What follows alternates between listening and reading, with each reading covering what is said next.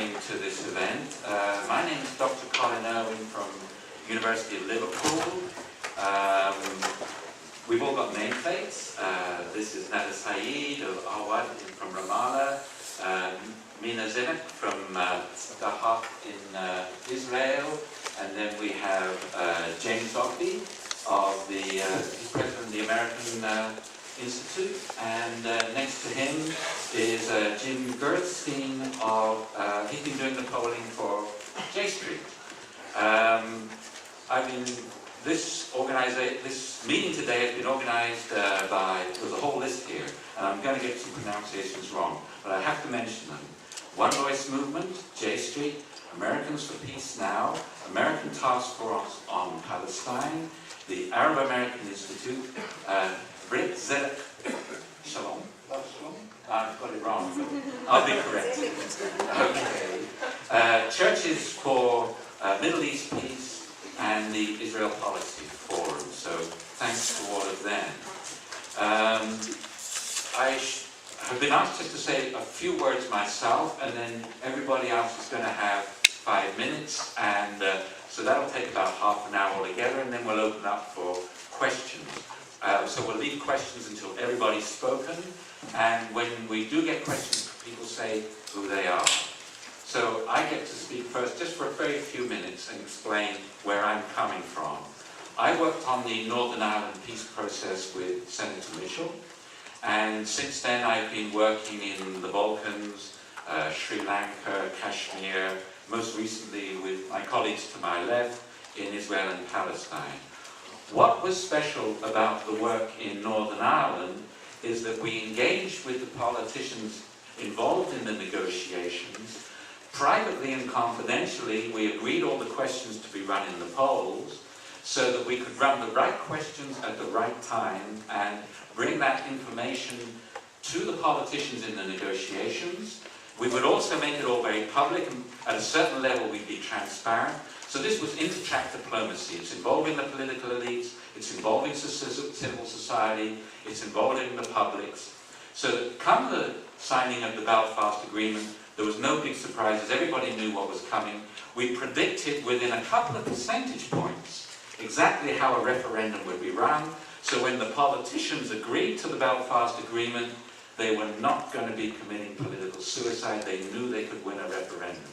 This was social science at its best, working to help people get to peace. Now, I've done the same thing in other countries, and hopefully we can now do that in Israel and Palestine. There's no reason why we shouldn't. The political elites there are certainly willing to engage with us. They have been these past months, and there's no reason why we can't do this in the future. So, having said that very brief introduction, and you can ask me questions too, although I am meant to be an sort of moderator here, I'll pass right on to Nader to tell you what results he got from our Palestinian poll, and Nader has 5 minutes. Thank you so much for taking the time to come and listen to us. One of the most powerful aspects of doing opinion polling in the region, or anywhere actually, is the whole concept of demystification. There's so much in terms of stereotypes and in terms of preconceived notions of what the different societies think and believe. And when we started doing polling in Palestine in the early 1990s, we were faced with what Palestinians thought of themselves and what Arabs thought of themselves, and what others think of them as one unified, homogeneous group. Polling and other research had proved that this is not the case at all, that there is a great deal of diversity within Palestinian and Arab societies in terms of all issues, including Israel and the Palestinian-Israeli issue. And only through the polling among Palestinians have proved that in principle, the vast majority of Palestinians are for a two-state solution, for a negotiated peace, for coexistence, for long-term relationships, for economic cooperation. However, in the last 10 or so years, it seems that the basic principles in terms of what public opinion views the conflict to were sort of buried under the rubble of conflicts, small wars here and there, politics on all sides, division on all sides, and the voices of the people were not really heard, and therefore this specific poll by one voice is just essential that is coming at this point of time. We have the changes in the United States, a new president. We have the changes in Israel with the new government, and we have the Palestinian sort of division of not sure exactly where. So all of these, this poll can bring back the voice of civil society, the voice of the majority of the people of Palestine and Israel into the picture. And the power of these numbers that all depend on us, on you, on activist groups, on NGOs, on politicians. What do they make out of it? In terms of just to read the results in general, the results of this poll and other polls, we have to really recognize two things. One is that when people are asked questions, they usually ask questions of sort of grand nature, about ideology and about preferences and about what do they like. So it's usually an open menu where people can pick and choose. But when you really go to more very concrete questions, then you will find out that people become much more compromising. So in a way, what we have, on the one hand, most Palestinians would dream of the right of return and of greater Palestine, like many Israelis would dream of greater Israel and so on.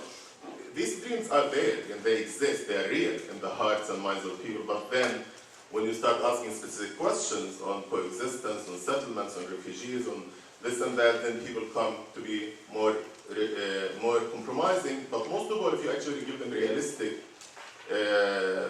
solutions, and solutions that they know that will be implemented. So as we study public opinion, it will change and improve and come to the middle and the mainstream within the unfolding reality. It's sort of a snowballing effect, where you have the extremes coming to the middle as you actually achieve tangible results. However, when we did this study, it was the end of the war in Gaza and the Israeli elections, so it was not at the best of times for the peace camp in a way. However, what we have seen is an insistence on both sides, or a consensus on both sides, on the following aspects. One, for example, just one of the results is that the poll showed on both sides that 78% of Israelis and 74% of Palestinians are willing to accept a two-state solution. 95% of Israelis and 92% of Palestinians are willing to accept a negotiated peace. 86% of Israelis and 83% of Palestinians are willing to accept mutual recognition of two states as the final stance. Majorities in both societies accept and willing to consider greater civil society involvement. And last but not least, because I'm not going to talk about the details, my colleague Mina will talk about them. Again, vast majorities would like to see a greater U.S. involvement in the conflict. And I think this is sort of one of the most timely sort of results for the new administration. So since that's all the time I have, I'm going to stop here, but there are 200 questions that we asked, and there's so much segregation in terms of Gaza, West Bank, men and women. So there are quite a few things that we could talk about. I'm going to stop here and leave it to my colleague. Thank you, Nader, for keeping to 5 minutes.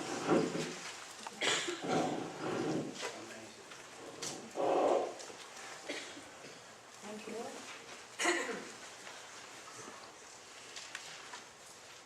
I've been doing public opinion polls for about 40 years, and there are some general findings that I want to share with you before I present data from the present polls. During the last 20 years, Israeli public opinion has undergone considerable shift toward conciliatory positions.